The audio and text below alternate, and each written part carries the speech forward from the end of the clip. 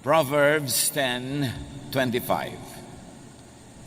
When the storm has swept by, the wicked are gone, but the righteous stand firm forever. Ang masama daw ay tinatangay ng unos, subalit ang matuwid ay naninindigan ng matibay. Who will survive? Lord, salamat po dahil kayo ay patuloy na nagtuturo, nagpapaliwanag, nagpapalalim ng aming pananalig. Sa sandaling ito, kayo po ang siyang mangusap. Kami po inyong turuan, kayo ang tinig na aming marinig. Pangaralan niyo po kami. At nawa ang mga aral na magmumula sa inyo, maging gabay sa araw-araw na pamumuhay, magbukas ng aming pananaw at makita namin na iyong kaluwalhatian. Be our preacher, our teacher, O God. We seek you in the name of your Son, Jesus. Who will survive? Laging yan ang tanong, laging yan ang concern ng marami. Pagka dumating ang mga malalaking mga crisis, how do you survive? How do you survive losses? How do you survive reversals in life? Yung mga pagdaan sa mga mahihirap na mga kalagayan. A reversal in fortune broke Job's wife. Ang asawa po ni Job, nung nakaranas sila ng napakaraming pagbabago ng kanilang buhay, nasira ang kanyang paninindigan at pagkatao. Job 2:9-10, his wife said to him, "Are you still maintaining your integrity? Curse God and die." And this happens because changes break or make people. Pwede ang pagbabago ay makabuo o makasira sa tao. Changes could really make or break people. And in this instance, the wife of Job was broken. Meanwhile, the same reversal made Job. Naghirap sila, nakaranas ng mga karamdaman si Job, subalit lalo siyang nabuo. He replied to the wife, "You are talking like a foolish woman. Shall we accept good from God and not trouble?" In all this, Job did not sin in what he said. So changes can break or make people. The wife got broken, Job got and become more whole. Because the same heat that melts the wax hardens the clay. Yung mga pagsubok na dumadaan sa person na 1, pwedeng siya ay magiba. Meron namang si person 2, lalong tumibay. The same pagsubok. But whatever and however we react, there is something that is sure. Life can be full of changes. Nagbabago ang takbo ng buhay. Hindi ko mo maginahawa ay laging maginahawa, at hindi rin naman ko mo mahirap ay laging mahirap. Hindi dahil laging masaya, puro saya, hindi rin naman puro lungkot. Gumugulo nga, sabi nila, itong wheel ng buhay. At hindi mo alam kung anong pwede mangyari. Pwede ang saya mo ngayon, bukas mas masaya pa. Tapos sa susunod, mas higit pang masaya, o kaya masaya ka ngayon, bukas pa na malungkot. Proverbs 27:1, you do not know what a day may bring. Walang nakakaalam. Hindi mo alam kung gaano kahaba ang buhay. Sabi sa Luke 12:20, but God said to the foolish man, you fool, tonight you will die. Then who will get what you have stored up? Puro ka ipon ng ipon, puro ka payaman ng payaman, nalimutan mo ang ibang mahalaga sa buhay, kung nabawian ka ng buhay ngayon, sino makikinabang sa pinaghirapan mo? Bakit hindi mo pinakinabangan ang pinaghirapan mo? Iba lang ang makikinabang niyan. Hindi natin alam kung ano ang kasunod ng oras na ito. Because change keeps happening. Laging nagbabago. But though some details change, some general factors, some general configurations do not change. Merong sobrang nababago, meron ang liit-liit ng pagbabago. Tulad ng nakaikot na sa orasan ng buong 360 degrees yung kamay na pang seconds, pero yung kamay na pang minute, 1 degree pa lang ang ginalaw nun. Kapraso pa lang ginalaw niya. Samantalang nakaikot na ng buong ikot yung hand ng seconds. Meanwhile, nakaikot na ng buong ikot yung hand for minutes, kapraso lang iginalaw nung for hour. Ganun. May mga malalaki, may mga maliliit na nangyayari, pero laging may nangyayari. Ecclesiastes 1, 5-7. The sun comes up, the sun goes down, it hurries back to where it started from. So you think nothing changed, but the position of the earth has changed in relation to the sun, and the position of the sun had changed in relation to the entire galaxy. Maraming pagbabago, maliliit at malalaki. The wind blows south, the wind blows north, round and round it blows, over and over again. Iyan ang isang nature ng kalikasan, paulit-ulit.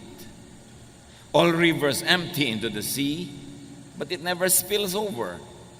One by one, the rivers return to their source. Ang lahat daw ng tubig ng mga ilog ay pumupunta sa mga dagat, nagiging maalat, mag-evaporate, magiging ulap, uulan uli, magiging fresh water na naman sa mga ibabaw ng bundok, pupunta na naman sa ilalim ng lupa, magiging spring, tapos lalabas sa mga ilat, sa maliliit na mga batis, hanggang maging ilog uli, paikot-ikot ang tubig. Nasabi nila, wala ni isang patak ng tubig na nawala o nadagdag dito sa ating planeta mula no ito'y nilikha. Ecclesiastes 1:4, generations come and generations go, but the earth remains forever. Nagiging personal pagka namatay ang mahal mo sa buhay, pero kahit na magkamatayan lahat ang napakaraming tao, may mga isinisilang naman. Merong lumalaki, may papaliit, may papatanda, at merong pumupunta na sa second childhood nila. May lumalaki ang katawan, may umuurong dahil tumatanda na. But the earth remains constant. Kahit pa nga ang isang tao ay bumalik sa alabok ang kanyang katawan, nasa earth pa rin. Kahit umalis yun sa alabok, pumasok sa puno ng papaya, nakain ng tao, pumasok sa katawan ng tao, nasa earth pa rin yung element. And no matter who gets born or who dies, the genetic pools of humanity remains the same. The composition of the earth remains the same. Some things change, but many things just remain as they are. But even if the earth changes, or even if the earth seems to change, it does only in constant cycles. Cycles, mahalagang word, mga kapatid. Kung minsan, sinasabi mo, ay, papaginaw na, doon sa mga panahon na lugar na may winter. Pero cycle lang yun. Mamaya, aaraw na naman, iinit na uli. Aaraw, lalamig, iinit, paulit-ulit lang. So wala naman talagang natatapos. Everything is eternal. Everything is endless. And even science, or many branches of it, especially geology, points to 5,000-year cycles of the planet. Nasabi nila, every 5,000 years and then every 10,000 years, nagkakaroon ng major changes and rebirth and reordering of the planet in the planet. Kaya ngayon, takot na takot tayo sa global warming, natutunaw ang mga yelo. Napakarami nang natunaw noong unang panahon. Kaya nga yung mga sinasawag na land bridges ay lumubog sa tubig noon. Kasi may natunaw na. Bago pa itong ngayon. At nanatili naman ang mundo. Nanatili ang buhay. At kung sakali ang magkatunawan na uli yan, sinong sasabi na ang kasunod naman ay magpi-freeze uli sila sa North and South Pole. Paikot-ikot ang buhay. Huwag sobrang matakot yan sa global warming. Let's do what we can to preserve the environment. But many things are beyond our control. Life gets born, life as it is known dies, and that gets reborn. Paikot-ikot, paulit-ulit in cycles. To the point that what many people think the end of time, being mentioned nearly in all religions, could be the end of a cycle, the end of a period, an era, the end of a time frame, followed by rebirth and renewal. Takot na takot tayo sa nangyari sa extinction ng mga dinosaurs. May mga na-extinct na mga species, na iba ang takbo ng planeta. But sabi nga ng Jurassic Park, life finds a way. Umiikot ang cycles of life. Yung kinakatakutan natin na end of time, end of the planet ba yun o talagang end of time? At anong ibig sabihin ng time? Katulad sabi ni Jesus sa Matthew 28:20, I am with you always to the very end of the age. Hindi sinabi ni Jesus to the very end of the planet. Lagi ang interpretation ng mga tao dyan, end of the planet. Wala namang sinabing ganon, to the end of the age. What kind of age? Maybe the age of the temple worship, or the age of the birth of the church, the age of the difficulties that Rome would bring to the people of the world. What kind of age is that? Basta ang sinasabi ni Jesus, hanggang magsara ang oras, nandun ako. Pero anong oras yon? Kasi pag may nagsarang oras, may nagsisimula uling bagong oras. Tulad nung araw, kasabihan, matulid ka pa sa alas 4. Nagtataka mga tao, ano kayang alas 4 at mabilis ka pa sa alas 4? Kasi nung araw, dyan sa may Metropolitan Theater, sa may post office building, malapit sa Pasig, meron diyang ice plant. At pagpitada ng alas 4, tutunog ang sirena, ang mga tao off na sa trabaho. At yung iba, pagpitada, nandun na sila sa gate, ang bilis silang lumabas pa uwi, kaya sabihin, mabilis ka pa sa alas 4. Pero nung natapos ang oras ng trabaho sa alas 4, nagsimula naman ang oras ng kanilang private life. So pag may natatapos na oras, may nagsimulang bago. Huwag kang laging matakot sa end of time. Because whenever there's an end, there's a new beginning. 1 Corinthians 10:11, these things happened to them as examples and were written down as warnings for us, on whom the culmination of the ages has come. Kita nyo sa Corinthians, sinasabi, ito isinulat para sa atin, babala sa atin, sa panahon natin, dumating na ang end of time. 2,000 years ago na yan eh. Ibig sabihin, yung end of time na yun, hindi end of all time and of the planet, end of some time that was known to them. A kind of epoch, a kind of era, a kind of period characterized by certain qualities that would end because other qualities would be born. 1 Peter 1:20, He was chosen before the creation of the world, but was revealed in these last times for your sake. So Peter was referring to Jesus. Sinasabi niya, bago pa nilikha ang mundo, siya inapili na isusugo. At ngayon, isinugo na ngayong mga huling araw. Again, 2,000 years ago na yung mga huling araw na yon. So yun ay mga huling araw ng ano? Huling araw ng Judaism?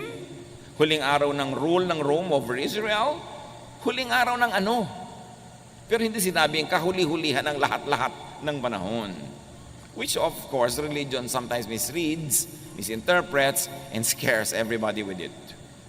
Acts 2:17, in the last days, God says, I will pour out my spirit on all people.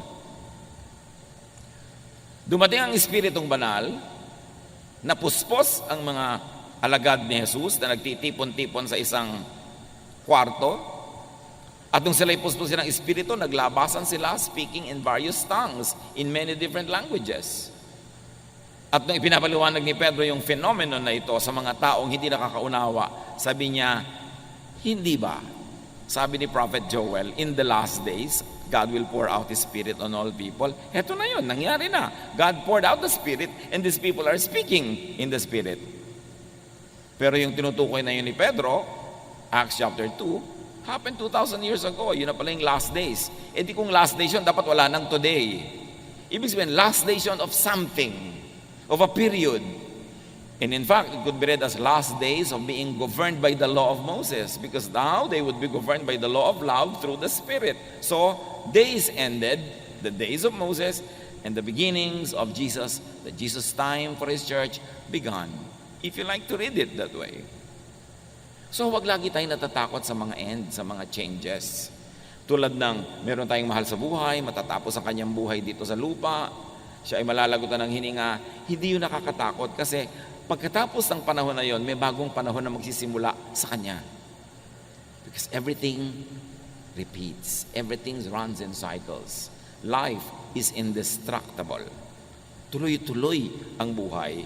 Naiiba lang ang ating consciousness. 1 John 2:18, this is the last hour. And as you have heard that the Antichrist is coming, even now many Antichrists have come. This is how we know it is the last hour. And again, this was written in the first century. As sinasabi ni John, ito na yung last hour. End of the world? No. End of a world. A certain world as people lived it. As people knew it. As people defined the world by. That hour of end had come. The beginning of the age of the Spirit became very, very clear. 2 Timothy 3:1, but mark this, there will be terrible times in the last days. And if you like to look at the history of Israel, the context of all of these writings, those last days were the last days of Israel as a nation under the temple, because Rome destroyed the temple and Jerusalem and dispersed all the Jews. So that age ended, not the world, not the planet. So changes. Huwag tayong matakot sa change. Hindi naman natin kayang pigilin. Ayan, ang mga anak mo lumalaki na. Daddy, hindi na tayo ang kausap ng mga anak mo kung sino-sino na ang kausap sa text. Darating eh. Kaya naman dapat yung mga bata marunong mag-assure sa mga magulang na bagamat nagkakaroon ng mga kaibigan, may mga iniibig-ibig sila dyan, na yung magulang nila, priority pa rin mahal nila para hindi matakot yung mga magulang sa change. Lalo pag may mga anak na nag-asawa, biglang ang tao na lang sa mundo yung asawa niya. Nakalimutan na yung magulang. So, merong time na nag-change, nag-end. What was that? Nag-end na ang panahon na anak natin siya. Naging asawa na lang siya ng iba. So, dapat yung ganun mga kind of changes, kinukusyon natin yung impact at binibigyan natin ng assurance ang mga stakeholders in our lives na tuloy ang buhay. May naiba lang na elemento, a certain element of that world ended, but a new world begins. Dati, ako lang po ang anak nyo, ngayon nag-asawa na ako, dalawa na kami. Hindi nyo siya naging kahati sa aking pagmamahal, kundi naging katulong ko pa sa pagmamahal sa inyo. Dapat ganun yung mga assurances para hindi natatakot ang mga tao sa change, kundi nagiging beneficial pa nga yung change. Ecclesiastes 3:1, there is a time for everything and a season for every activity under heaven. At inisa-isa yon, there's a time to be born and there's a time to die. Walang katakataka doon. So, pag tinignan nyo ang isang bagay with your naked eye, parang walang nangyayari. Pero pag tinignan nyo sa microscope, ang dami pala nangyayari. Kahit yung kalangitan, pag tinignan nyo with the naked eye, parang the same naman lahat. Pero pag nag-telescope ka, ang dami pala naggagalawan dyan, ang dami mga nangyayari. So nasa pananaw lang natin yan. Kailangan nakikita natin, na-appreciate natin ang mga paggalaw ng mga planeta, ang paglubog ng araw, dahil para sumikat uli siya, from the point of view, of course, of the rising and the setting of the sun. But life is about change and also non-change. Some things change, some things do not. When change comes, those with set ways will be unable to bend with the wind. Ang mga sobrang pinanigasan na ang paraan ng pag-iisip, ayaw nang baguhin. Pinanigasan na ang paraan ng pamumuhay, ayaw nang ibahin. Pag dumating ang pagbabagong hindi maiiwasan, hindi sila makayuko sa ihip ng hangin tulad ng kawayan, pwede silang mabali o matumba pag-ihip ng hangin. Kaya matibay ang kawayan, anumang bagyo, yumuyuko lang sa hangin, sumasayaw, pagkatapos ng hangin, tayo uli. Pero yung mga nagmamatigas, yung mga sobrang titibay daw na puno, pag mas matibay yung hangin na dumadaan, nabubunot sila o natutumba o nababali. Ganon din ang tao. Pag hindi ka marunong lumaro sa panahon, ikaw ay isang magulang, nag-asawa na ang anak mo, hindi ka marunong sumabay at sumayaw sa panahon, gusto mo everything's the same, makikipag-compete ka pa sa iyong manugang, Pwede kang manalo, pero malamang na matalo ka. Kasi hindi ka sumasabay sa ihip ng hangin. May pagbabago sa buhay ng iyong anak, nagkaroon siya ng asawa, enjoyin mo yun, mag-accommodate ka nun, huwag mong labanan. Kasi yun ay isang uri ng pagbabagong di maiiwasan. Dumatating ang panahon na ang tao ay tumatanda, hindi na niya kayang umakyat ng mga kung ano-anong matataas, nahihirapan na siya magbiyahe, tapos sa panahon pa na yun mo ipagpipilitan na gawin ang mga hindi mo ginawa nung araw, mahirap gawin. Because for everything there is season and a time for every matter under heaven. Kaya mahalaga rin naman sa ating mga magulang, yung mga bata, hayaan natin maging bata. Pagkabataan na, hayaan maging kabataan, kasi may panahon para sa lahat. Pag lumipas ang kabataan na yan, pag ginawa niya yung pagmatanda na siya, ang anong gagawin niya? Magbabata-bataan siya. Medyo alangan na. Kaya dapat pinapayagan natin ang mga tao na kung anong hinihingi ng panahon, ng estado, ng lagay ng kanilang buhay, ay maganap. Let us not advance children to adulthood. There's a lot of time to be old. Let children be children and do not rob them of their childhood. When change comes, those with set ways will have a hard time surviving or thriving. Mga political families, for instance, sanay na makapangyarihan, maluwag ang lahat, tapos biglang natalo sila halimbawa sa eleksyon. Pag hindi sila naka-adjust, anong gagawin nila? Tatalon sila sa bangin? Makikita mo yung mga survivors, ha? Ang galing ng pamilyang ito, from top to bottom, masaya pa rin, buhay pa rin. These are the people who will survive. Hindi yung dati kayong mayaman, naghirap kayo, puro na kayo ngayon lungkot at puro kayo pagmumukmok. Kung panahon ng mayaman, edi mayaman. Kung naghirap, edi mahirap. Make the most out of it. The people who have this mindset will survive. Nung panalo, edi panalo. Nung natalo, edi talo. Ano man ang kalagayan sa buhay, niyayakap, tinatanggap, and then you make the most out of it, you will survive. Rigid habits could become gods. Kaya ang hirap-hirap magbiyahe ng mga taong kailangan ito ang unan ko, kailangan ganito ang kama ko, kailangan ganito ang iniinom ko sa umaga, kailangan, sa bahay ka na lang, hindi ka na pwede magbiyahe nun. Kasi pag nagbiyahe ka, merong maiiba. Habits could become gods. Kaya tiyakin natin ng mga kapatid na yung mga habits din natin, tayo ang Panginoon ng habit, hindi yung habit ng Panginoon. Yes, nakasanayan mo na matulog sa ganung oras, pero mga panahon hindi pwede yun. So dapat ma-control mo yung sarili na mag-adjust sa panahon kasi may panahon na dapat talagang ibahin yung habit. Traditions, lifestyles, religiosity, even very stiff religious doctrines could become prisons. Like rigid habits. Nakukulong ka. Hindi ako pwedeng kumain yan kasi ganitong araw ngayon. Hindi ako pwedeng kumain yan kasi ganon-ganon. Nakukulong ka. Imbes ang dami mong nakakain tuloy, nagkakaroon ka ng limitasyon. Yung mga certain lifestyles na kailangan ganito lamang ang aking kakainin pag umaga. Paano kung wala ka sa bahay mo? Rigid habits could become liabilities. Imbes yan ay maging katuwang mo sa pagpapasaya ng buhay, magiging amo mo. At mahirap sumaya pag maraming amo. Yung taong madali mag-adjust, yan ang taong liligaya. Kaya pati ang bata, kahit kayo mariwasa, sinasanay nyo kuminsan na kulang ang kanyang pera, hindi nabibili ang kanyang lahat ng gusto mo, hindi siya laging masaya, hindi siya laging pahingan, pinapagod nyo rin kahit na may mga kasama kayo sa bahay, binibigyan nyo ng mga trabaho.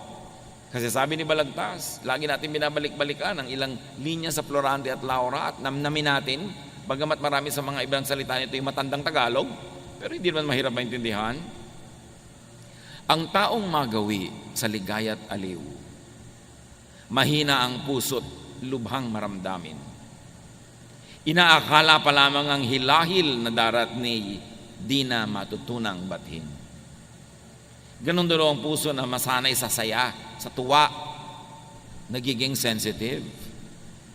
Ini-imagine pa lang niya ang darating na trouble, hindi na niya malaman kung paano magsusurvive. Para ng halamang lumaki sa tubig. Dahoy nalalanta, munting di madilig. Ikinaluluoy ang sandaling init, ganyan din ang pusong sa tuway maniig. Yan daw, puro sanay sa saya, sa ginhawa, parang halamang babad sa tubig. Subukan mong mawala yung tubig, tuyo agad. Mabuti pa yung cactus, kahit isang linggo ng tuyo, buhay pa rin. Kasi sobrang nasanay sa ginhawa. Sabi nila, ibang-iba na mga bata ngayon. Pero ang totoo, ibang-iba ang mga magulang ngayon. Sobrang magpasunod. Yung tatay at nanay sa umaga, yuyuko na sila sa lupa dahil lalabas na ang anak nila sa kwarto. Sambahin ang anak. Napakaraming ganon. Munting kahirapay, mamalaking dala. Dibdib palibhasa, di gawang magbata. Hay bago sa mundo'y walang kisap mata, ang tao'y mayroong sukat ipagdusa. Galing ni Balagtas. Sabi niya, hindi ka sure. Isang kisap mata o kalahating kisap mata pa lang, kalahating kurap mo, pwedeng maiba ang iyong fortune, maiba ang iyong buhay. Mahal na mahal ng magulang yung anak, yung dalawang mag-asawa, sa isang aksidente, bigla silang namatay sabay. Paano natin si spoiled brat? Magulang lang nagtsatsaga sa mga spoiled. Babatok-batukan lang yun ng mga tiyo-tiya nila pagka bigla nilang kailangan alagaan yun dahil pinalaki nyo sa sarap. Kailangan sinasanay. Ang bata, tinuturuan mo makisama. Pag kumakain sa inyong bahay, magligpit ka, o may nalaglag, linisin mo yan. O huwag mong itapon-tapon yung mga sabaw dyan. Kasi oras na kumain sila sa bahay ng iba, lalo yun ang mag-aalaga sa kanila dahil nawala kayo sa mundo, kakainisan niya mga yan, yung mga batang yan, pag hindi sila marunong makisama, pag hindi sila marunong maglinis, pag hindi sila marunong tumulong. So train them for their own survival. Because life can change. Reversals can happen. Fortune could become misfortune. At habang lumalaki naman ang mga bata sa hirap, turuan nyo rin naman na kumain ng tama, humawak ng mga kubyertos ng tama, dahil baka naman sakaling umasenso ang inyong buhay at makarating sila sa maraming mga magagandang mga pagtitipon, kung kumakain sila na parang sa labusab, di syempre, nakakadirihan naman sila. Sanayin mo rin. Dahil ang kahirapan naman, pwede rin mabago baka umasenso din. Malamang, lalo ko ang tao'y naghahanda sa pagbabago. The righteous, meaning the wise, adapts to changes. Importante yan. Pag sinasabi sa Bible na righteous, ang madalas doon, hindi ibig sabihin religious morality. Ang ibig sabihin ay pakikitungo, pakikipagkapwa na mabuti. So the righteous, the wise, adapts to changes. The righteous and the wise trains for changes. Proverbs 22:3, a prudent man sees danger and takes refuge, but the simple keep going and suffer for it. Now the simple means the foolish in this particular usage. Ang matalinong tao, nakikita niya sa banda ron may panganib, umiiwas na siya agad. Good leaders, pag gumagawa sila ng desisyon, alam nilang pag itong ginawa ko desisyon sa banda doon, yun ang magiging problema nito. Ito, pag itong ginawa ko sa banda doon, yun ang magiging problema. May foresight. At habang maaga, iniiwasan yung pwede maging problema sa pamamagitan ng paggawa ng tamang desisyon ngayon. Luke 12:54-55, he said to the crowd, Jesus that, saying, when you see a cloud rising in the west, immediately you say, it's going to rain. And it does. And when the south wind blows, you say, it is going to be hot. And it is. So read signs of change and adapt. Meaning the wise, the righteous, the godly knows and respects God. And therefore, the wise, the godly harness the laws of God and nature. Hindi ka lumalaban sa kalikasan, sumasakay at sumusunod ka. Ayaw mong anurin ka ng baha, at yung may malaking baha, huwag kang tumira sa tabi ng ilog. Ayaw mong abutin ng baha ang iyong sahig, itaas mo. Ayaw mong tamaan ng hangin ang iyong bahay, doon ka sa gilid ng mga bundok na may babangga sa hangin at hindi yung bahay mo. igalang ang kalikasan. Romans 1:20, for since the creation of the world, God's invisible qualities, His eternal power and divine nature have been clearly seen, being understood from what has been made, so that people are without excuse. Wala daw excuse sa mga tao kasi ipinakilala ng Diyos ang sarili niya sa pamamagitan ng nilikha niya. So you want to know God? Know nature. You want to obey God? Obey the rules of nature. Because God is the author of natural law. Yun nga maraming religious laws, hindi mo pa sure kung God ang gumawa o priest lang o pastor lang o religious leader lang. But the law of nature, only God can make nature, so sure ka na God ang gumawa ng law of nature more than any other law made by humans. Kaya sabi, gusto mong lumigaya sa buhay, tignan mo ang mga ginawa niya at sundin mo ang natural law. Who will survive? Those who will survive are those that face, welcome, embrace, ride the waves of change. Kahit sa kasaysayan ng mga bansa, ng mga kabihasnan, ng sarili nating bayan, ang namamayagpag, ang nagwawagi, ang nananaig, ay yung marunong kumilala sa pagbabagong hindi pwedeng iwasan at uma-adapt agad, nag-a-adjust agad sa pagbabago. For better or for worse of the entire system, individuals who adapt easily are the ones who are able to make the most of it. Kumisa nga, kataksilan pa yan sa bayan eh. Katulad nung dumating ang mga Kastila sa ating bansa. Merong mga ayaw tanggapin yung mga Kastila, lumaban. Meron naman mga nakipagsabuatan agad, kumampi. At the end of the day, nung nagwagi yung mga Kastila, sila yung mga kasama sa wagi. That was not good for our nation, but for them individually and for their families, they benefited. May mga sa himagsikan natin laban sa mga Kastila na lumaban para magkaroon ng kalayaan. Nung dumating ang mga Amerikano para agawin yung kalayaan na yun at nakita ng ibang, ay, walang panalo sa mga Amerikano, sobrang lakas nila, ang yaman-yaman nila. Yung iba, kumampi agad sa Amerikano. Pinagtak sila ng bayan, pero yung family nila nakinabang. Sila agad itong mga gobernador, sila agad itong mga appointed leaders, kasi nakipagsabuatan sila. Ganon din ng panahon ng Hapon. Ngayon, you should let your morality dictate how you would adapt to changes. Maninindigan ka ba para sa tama o kakampi ka agad sa mali dahil lang parang siya yung mananalo? Dapat alam mo lang na, yes, maraming pagbabago sa buhay. Ano ngayon ang gagawin mo sa mga pagbabagong ito? Saan ka dapat manindigan? Kaya naman yung mga nagkampihan agad sa Hapon, nung bumalik ang gobyerno ng Pilipinas, nung sinakop muli ng mga Amerikano ang Pilipinas at nakuha uli sa Hapon, sila na naman yung amo, o ipinagkukulong naman yung mga kumampi sa Hapon. Kasi po bago-bago ang mga pangyayari. At pag tinignan nyo ang political landscape, yung mga pinakamabilis magbalibaligtad ng kanilang mga prinsipyo at paniniwala at membership, sila yung madalas wagi. Isa lang yung ibig sabihin nun, hindi sa tama o maling ginagawa nila, kundi yung marunong mag-adapt, yung marunong mag-adjust, yun ang nagsusurvive. The progressive survives more than the conservative. Kasi yung conservative, buong karuman, tikuhan niyang niyayakap yung papaalis na o wala na, habang tinatanggihan niya yung nandyan o yung paparating. So ang mangyayari, pag naghari yung paparating, wala siyang hawak, kundi yung lumipas na, natapos na.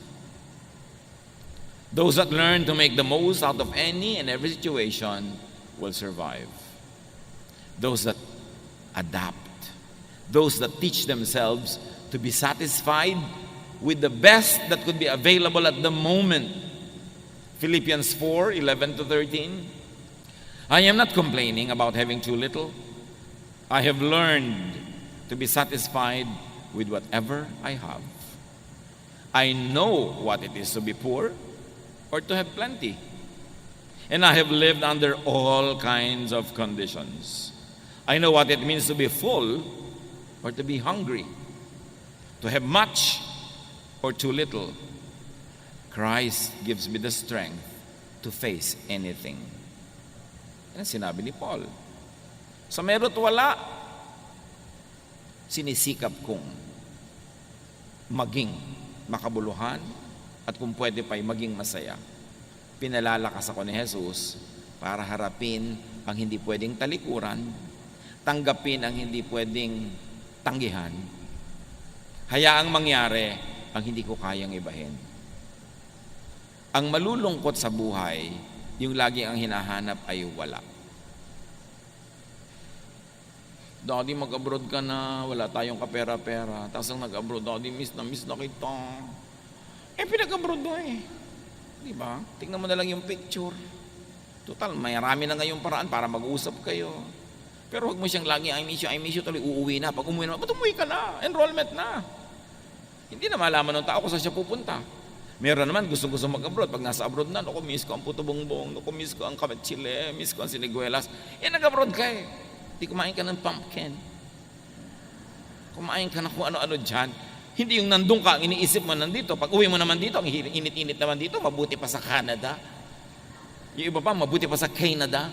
Di ba? So, nandito ka. Pag nandito ka, enjoyin mo dito. Pag nandun ka, enjoyin mo. Hindi yung kung nandun ka, ito iniisip mo. Nandito ka, yun ang iniisip mo. Kahit sa ka pumunta, sala. Sala sa init, sala sa lamig. Lulungkot ka lang. Dapat kung ano yung katotohanan na hindi mo pwedeng palitan o pinili mo pa nga, tanggapin mo nang sumaya ka. Proverbs 10:25, when the storm has swept by, the wicked are gone, but the righteous stand firm forever. Again, yung wicked dito at yung righteous, hindi moral yon. You could read it in original language and it will accommodate that righteousness here doesn't mean religious morality. It means wisdom. The wise will stand forever, the foolish will be destroyed. And wisdom is being one with time, in unison with creation, with nature, with the season. Kung ano yung panahon, yun ang tanggapin mo at sikapin mong maging masaya. Proverbs 26:13, the sluggard says, there's a lion in the road, a fierce lion roaming the streets. Yung daw tamad, yung mabagal, yung patay-patay, may nakitang leon na nasa kalsada, sabi niya, ay may leon, nakakatakot na leon, pero wala naman siyang ginawa. Tapos lalabas pa siya, nakain siya tuloy ng leon. Dapat may ginagawa ka. Huwag mong tatanggapin ang sitwasyon na gano'n na lang. Huwag mong sasabihin, ganyan lang talaga yan. Kasi pag ganyan lang talaga yan, sinabi mo na, ibig sabihin, wala kang babaguhin. Dapat pag hindi maganda ang sitwasyon, hindi mo sinasabing ganyan lang talaga yan. Ang dapat mong sabihin, dapat hindi ganyan. At may gagawin tayo para maiba yan. Then may iba mo ang iyong buhay. Pero yung naku, wala akong magagawa. Sa salita mo pa lang, nag-decide ka na walang magagawa. Ano pang magagawa mo sa tunay na buhay? Dapat sabihin mo, no, may magagawa tayo para ibahin yan. Para maiba mo ang iyong buhay. Pero pag nagawa mo na ang lahat ng kayang gawin, sagad na, nando na, wala ka nang ibang pwedeng gawin, tanggapin mo na and be happy with it. That's how you will survive. Ecclesiastes 7:10, do not say, why were the old days better than this? It is not wise to ask such questions. Hindi daw mabuting laging nagdadrama na mabuti pa nung the good old days, the good old days. Tapos na yon, magpagulong-gulong ka man dyan, hindi na babalik yung days na yan. Ang gawin mong atupagin mo, make these days good. Huwag kang magdramang bukid ka, titingin doon sa tapos na, puro romansa, puro mga sentimiento. Walang mangyayari sa buhay mo. Kailangan, if the days were good, those days, you make these days good also. But stop dramatizing the good old days. Just ride with the times. No, kung nung araw, nung buhay ang atin nyo, ganito, ganoon, ngayong wala nang atin nyo, ganito na. Wala na Adjust, adapt. Pag lagi mong inuulit-ulit yan, may inis pa sa iyo mga iba mong anak dahil lagi mo dalang sinasabi, yung nung nandito ang atin nyo, nung buhay ang nanay nyo, ganyan. Ngayon, wala na nga. Paano? Anong gagawin mo? Adjust. So you will survive. So you will thrive. Ecclesiastes 7:14, when the times are good, you should be cheerful. When the times are bad, think what it means. God makes them both to keep us from knowing what will happen next. Pag daw masaya, magsaya ka.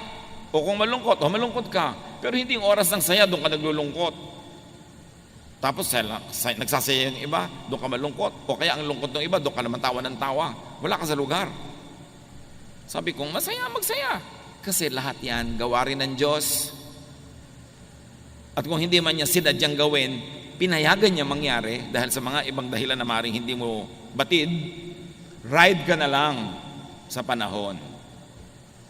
Kailangan, di ba? Sabi ni Sampaguita, panahon na para magsaya. Kung umabot kayo kay Sampaguita. Umabot pa kayo dyan, mga anak, di ba? May Google naman, Google nyo. Hindi yung, sabi niya, ayaw ko ng pa-try. Gusto kayo todo bigay. Kasi kung masaya, di sayahan na. Huwag nang pigil-pigilin ang mga sarili. Kasi baka bukas lungkot naman eh. Tapos manghihinayang ka. Tulad ng ang daming pagkain, nag-iinarte ka pa, ayaw mong kumain. Pag uwi mo, sayang naman, hindi ko nakain. Sayang, hindi ko nalulun yung buong baka. Kasi hindi mo pa ginawa nung nakahain. Kung ano yung meron sa iyong kamay ngayon, yun ang enjoyin mo. Just make the most of time. Make the most of opportunities. Paano mo haharapin ang mga panahon ng lungkot? Paano ka maghahanda sa mga panahon ng hirap? Habang pwede, magsaya ka. Habang pwede, mag-impok ka. Enjoyin mo ang kariwasaan. Para kung dumating yung kahirapan, your memory will make you go through the difficulty. Yung mga saya na inabot mo, yun ang magiging baon mo sa madidilim, malulungkot na mga araw na darating sa buhay. Kaya yung may opportunity to be happy, take it. Because there will be days of sadness. There will be days when there's nothing you can do but accept it. Psalm 90 verse 12, teach us to number our days that we may gain a heart of wisdom. Turuan niyo po kaming bigyan ng katuturan ang bawat araw na dumadaan sa aming buhay. Huwag masayang ang oras. Matthew 6:34, sabi ni Jesus, therefore do not worry about tomorrow. Tomorrow will worry about itself. Each day has enough trouble of its own. So how do you survive? How do you prevail? Harapin mo lang yung hawak mo ngayon today. Yung bukas naman. Hindi yun pang ngayon. Many people break down because they solve the problems of today and tomorrow, they solve it today. No, the grace given to you by God is good only for your problems today. Tomorrow's problem will be accompanied by tomorrow's solutions. Hindi mo dapat paghati-hatiin ng konti mong lakas hanggang sa 3 years pa from now, sinosolve mo na. Pagdating nun, may kakambal yun na solusyon. Yung problema mo ngayon, may kakambal na solusyon. Focus on it and you will go through it. Kasi marunong si Lord. Alam niya ating load limit. The Lord does not allow us to take more than what we can bear. Bakit hindi ko po makaya? Kasi hindi pa binibigay sa iyo ngayon, pina-fast forward mo na Kaya hindi mo na makaya. Huwag mo nang isipin yung masyadong malayo pa. Yun lang ngayon. Yung ngayon, kaya mo yan. Kasi alam ng Diyos ang ibinibigay niya sa iyo. Sukat.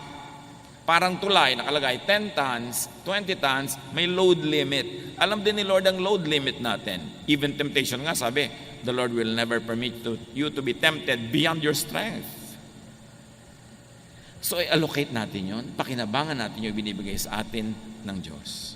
Focus on the task at hand.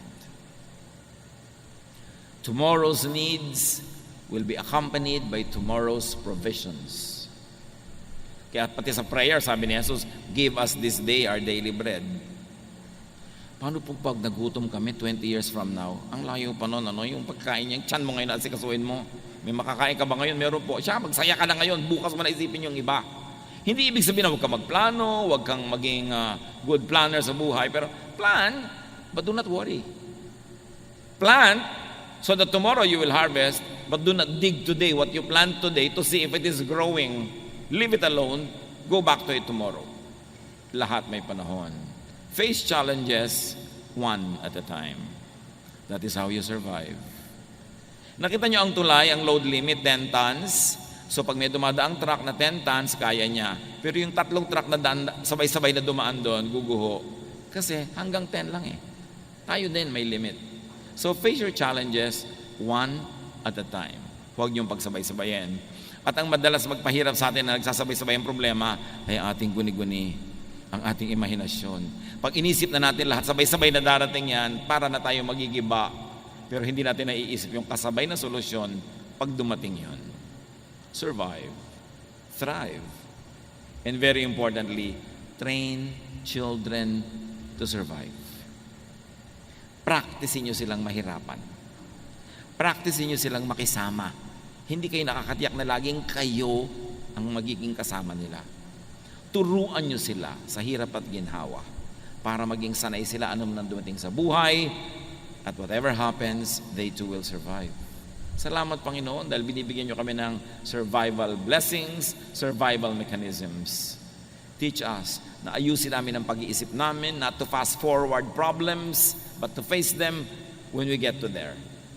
Turuan niyo po kami, Panginoon, na yun lamang ngayon ang aming asikasuhin, at yung bukas, nandun pa rin kayo, magbibigay kayo ng mga blessing na tama sa mga pangangailangan namin sa kinabukasan.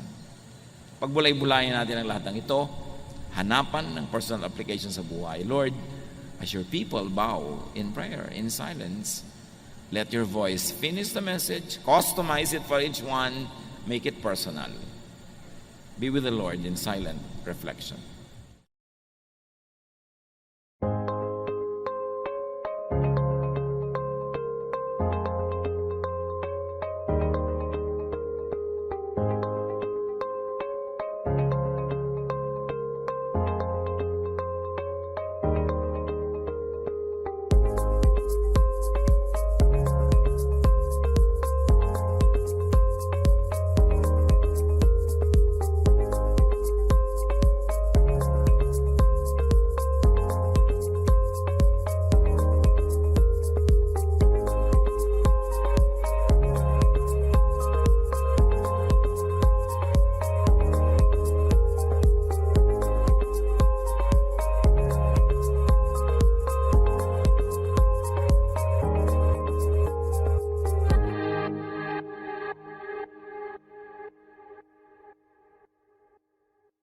Love to you, mga pamangkin.